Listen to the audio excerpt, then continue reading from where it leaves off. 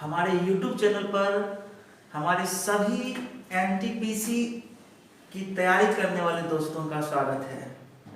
आज हम आपके लिए लाए हैं प्रॉफिट लॉस और डिस्काउंट पर आधारित वैसे प्रश्न जो एनटीपीसी के लिए अनिवार्य हैं, और आप इतना मानकर चलिए कि जो प्रश्न हम बताएंगे उसमें से 100% क्वेश्चन आने की पॉसिबिलिटी बनती है।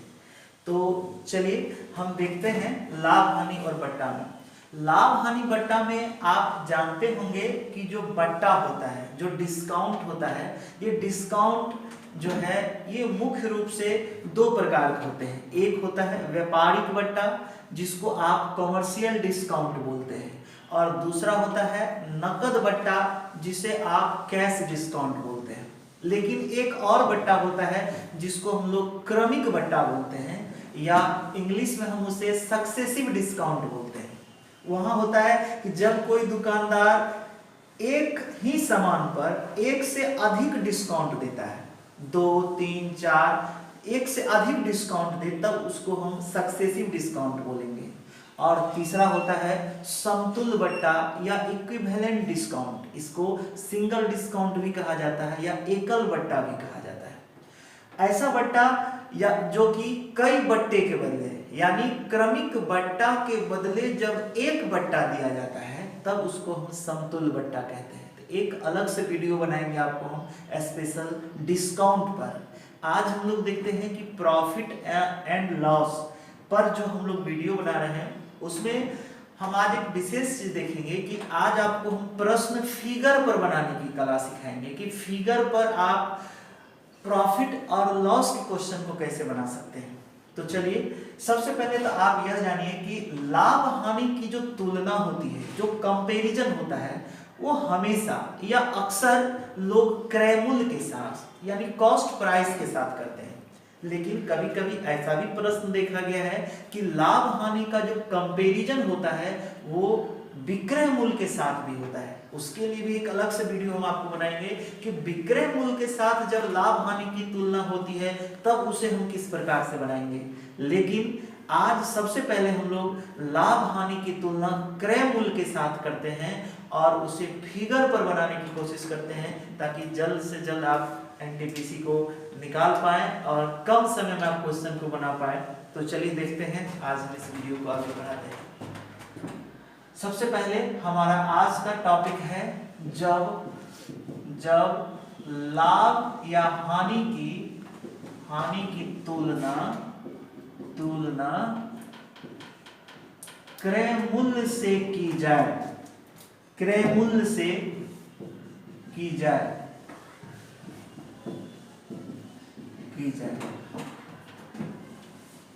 जब क्रय मूल्य से आप करेंगे तो देखेंगे कि तीन बात को याद रखिए कि लाभ हानि जो होता है यह कॉस्ट प्राइस और सेलिंग प्राइस पर डिपेंड करता है। तो देखिए, जैसे आपने किसी सामान को खरीदा है, उसको क्रय किया है, उसको आप शॉर्ट में सीपी लिखते हैं, कॉस्ट प्राइस यानी क्रय मूल्य।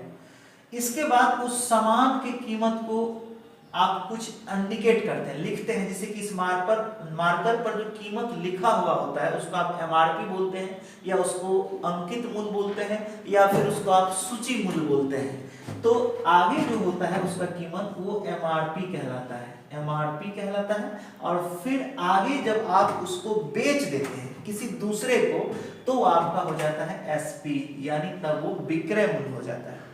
तो यहाँ हम देखते हैं कि जब भी आपके पास लाभ या हानि प्रतिशत होता है तो आप क्रय मूल्य से विक्रय मूल्य बनाते हैं। एरो पर ध्यान दीजिएगा, यह एरो बता रहा है कि आप सीपी से एसपी कैसे बनाएंगे। तो सीपी से एसपी बनाने के लिए आपको यहां सीपी में गुना करना पड़ेगा 100 प्लस प्रॉफिट या loss minus loss divided by 100। आप इन दोनों में से जो भी दिया है 100 प्लस प्रॉफिट या 100 माइनस लॉस डिवाइडेड बाय 100, अगर इसको हम मल्टीप्लाई करते हैं सीपी में तो वो मान हमारा कन्वर्ट हो जाता है एसपी में। ठीक है, और अगर इसका इन्वर्स, ये प्रतिशत का जो इन्वर्स यानी उलट कर अगर हम एसपी में गुना कर देते हैं तो ये हमारा सीपी में कन्वर्ट हो जाता है। यानी कि जब हम इस मान को यानी 100/100 प्लस प्रॉफिट या लॉस को अगर हम एसपी में मल्टीप्लाई करेंगे तो यह एसपी किस में कन्वर्ट हो जाएगा? सीपी में। याद रखेंगे कि जब हमें आगे की ओर चलना है, किसी भी सामान की कीमत को हम सबसे पहले खरीदे, क्रय किए, उसके बाद उस पर हमने कीमत चढ़ाया यानी अंकित किया, और फिर तीसरा स्टेज हुआ उसको हमने बेच दिया किसी दूसरे के हाथ में। कीमत खरीदा किसी सामान को, फिर उस पे हमने दाम चढ़ाया और फिर हमने उसे बेच दिया। तो ये जो कीमत बढ़ते जा रहा है आगे की ओर, तो जब हमें अगला कोई भी मान चाहिए जैसे सीपी से एमआरपी या एमआरपी से एसपी, तो हमें प्रतिशत को डायरेक्ट गुना करना होगा। जैसे सीपी में गुना करेंगे तो एसपी निकल जाएगा, या एमआरपी में गुना करेंगे तो एसपी निकलेगा।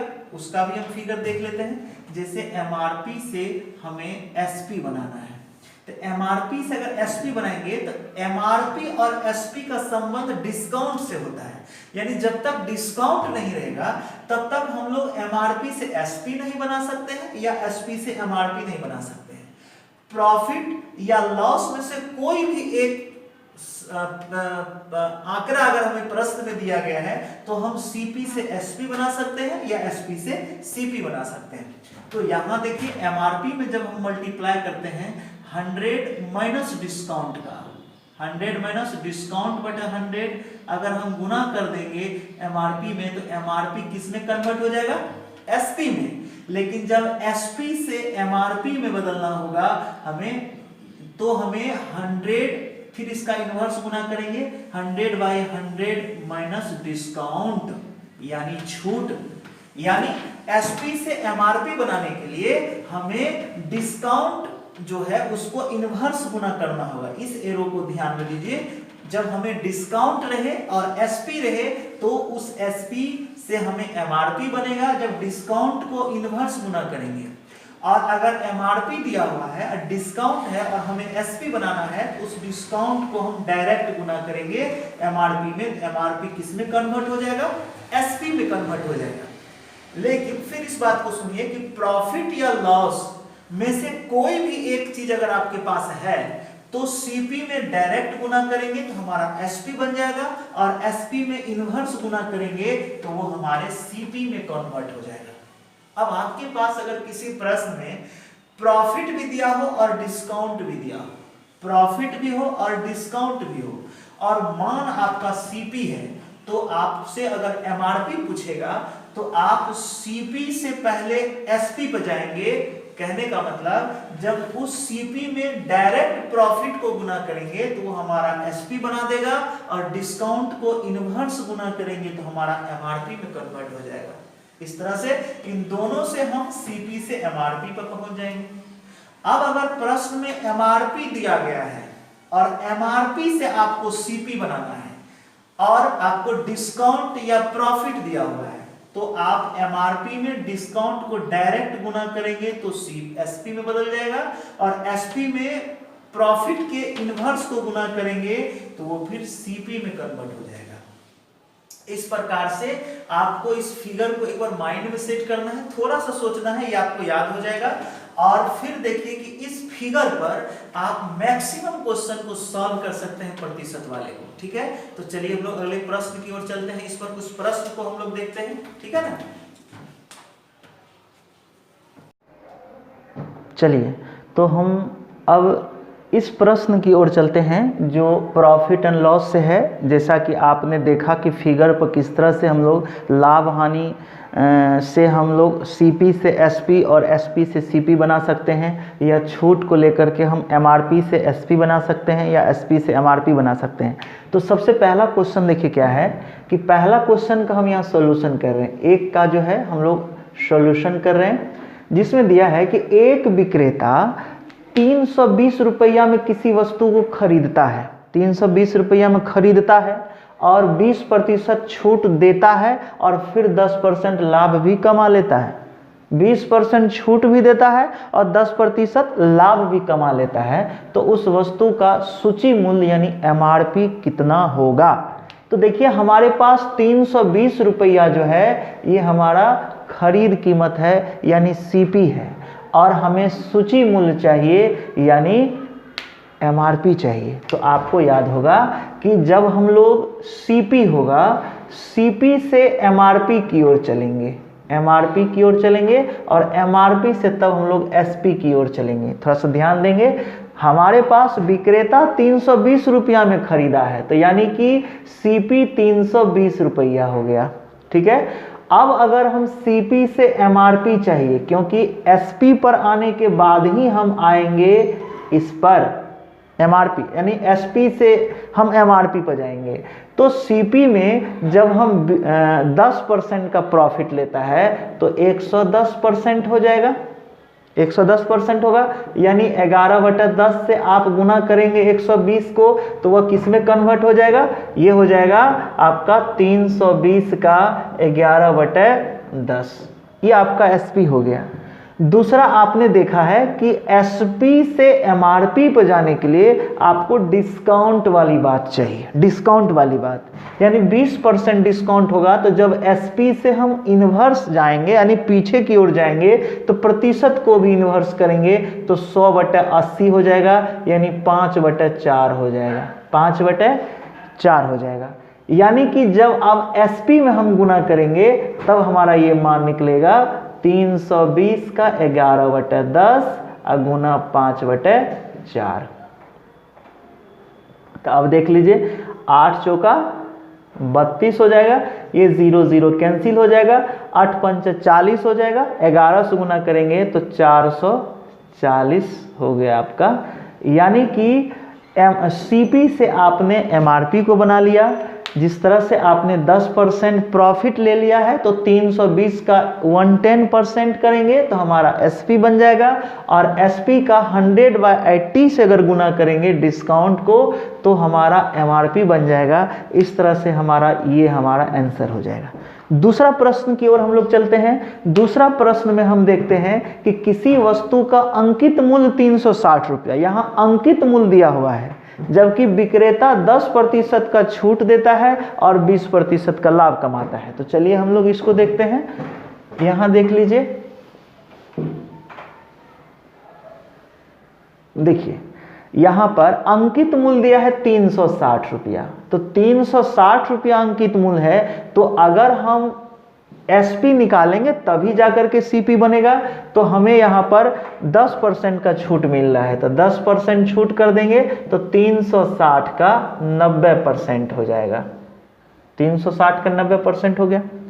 अब आप देख लीजिए कि अब अगर हमें CP चाहिए, क्योंकि यहाँ पर आपको क्रय मूल्य की बात कर रहा है और वो 20% प्रॉफिट लेता है, तो हमें पिछला मान चाहिए, तो इस प्रतिशत का इन्वर्स गुना करेंगे, यानी 360 का 90% जैसा कि यहाँ दिया हुआ है, और फिर 100 का 120%, चूँकि 20% यहाँ प्रॉफिट ले रहा है, ठीक है। तो कैंसिल कर दीजिए, 12 तिया 36 हो गया, 100 कैंसिल, 9 तिया 27, 270 रुपया जो है इस सामान का CP हो जाएगा।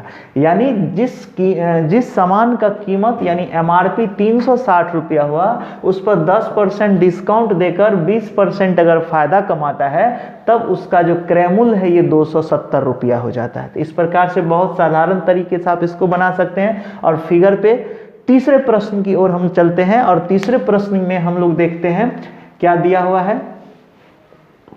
देखिए तीसरे प्रश्न में दिया है कि किसी वस्तु को 630 रुपया में बेचने पर, जब आप 630 रुपया में बेचते हैं तो 10% की हानि हो जाती है। कहने का मतलब कि 630 रुपया में आप किसी भी वस्तु को बेच देते हैं तो आपको 10% की हानि हो जाती है। यदि वह 10% का लाभ लेना चाहे, यानी प्रॉफिट लेना अगर चाहता है, तो वो उसे कितने रुपये में बेचेगा। आप सबसे पहले जानिए कि लाभ जब आप लेंगे तो आपको CP का पता होना चाहिए, तभी आप उस पर 10% बढ़ाएंगे। और हमारे पास SP दिया हुआ है, तो सबसे पहले जब 630 में बेचने पर 10% की हानि होती है तो इससे हम सीपी बना लेते हैं। तो 630 का 100/90 कर देते हैं, क्योंकि 10% की हानि हो जाती है।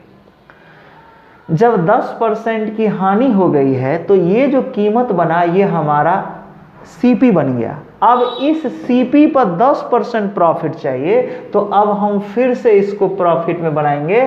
तो यहाँ लिखेंगे 630 का 100/90, इस पर 110%, चूँकि 10% का छूट चाहिए तो 110 110/100 हो जाएगा।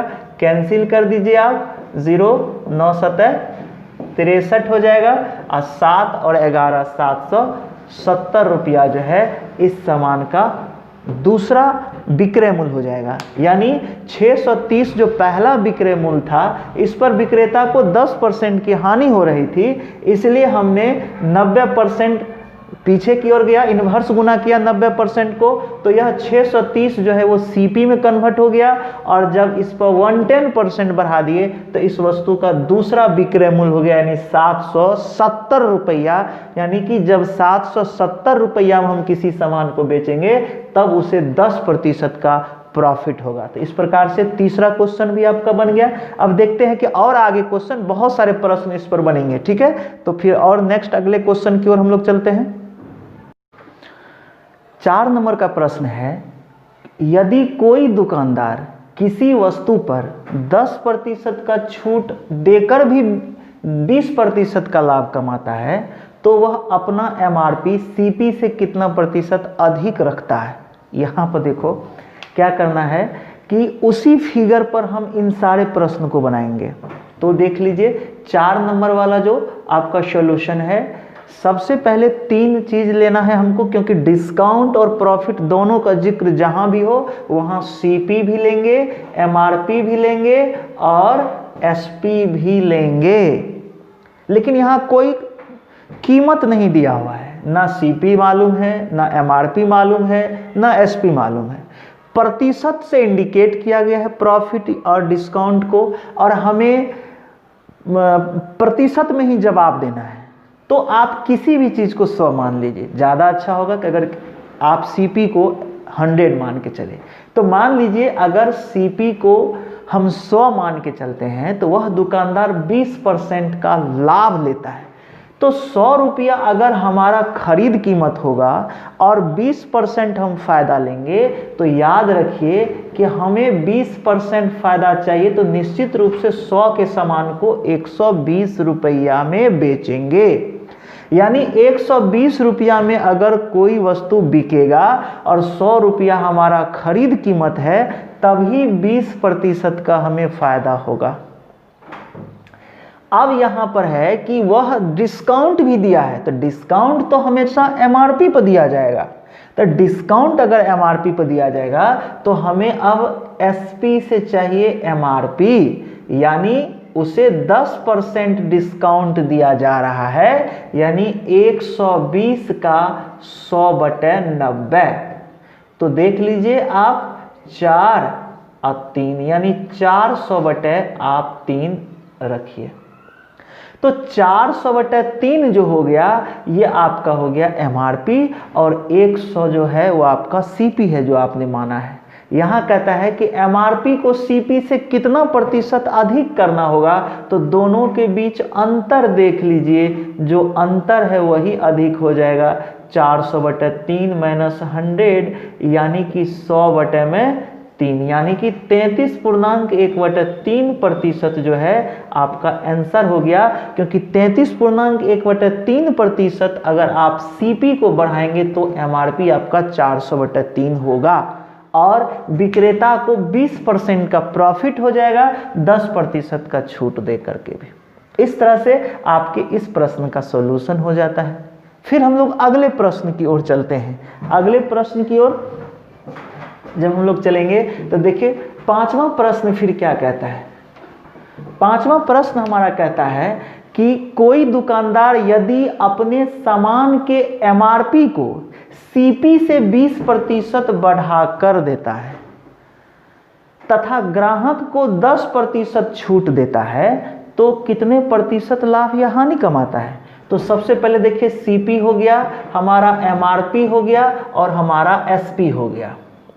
तो अगर 100 रुपया की वस्तु है, यदि खरीद कीमत 100 रुपया है तो इस पर वो दुकानदार 20% बढ़ा देता है तो अब हमारा एमआरपी तो 120 हो जाएगा, लेकिन वह 10% छोड़ता भी है, यानी 120 का 90% पर जो है वह बेच देता है, तो आप कर सकते हैं 108 हो जाएगा। यानी 100 रुपया की वस्तु को अगर हम 108 रुपया में बेचेंगे तो 8 रुपया ज़्यादा है तो हमारा लाभ 8% हो जाएगा। इस प्रकार हमारा आंसर हो जाएगा।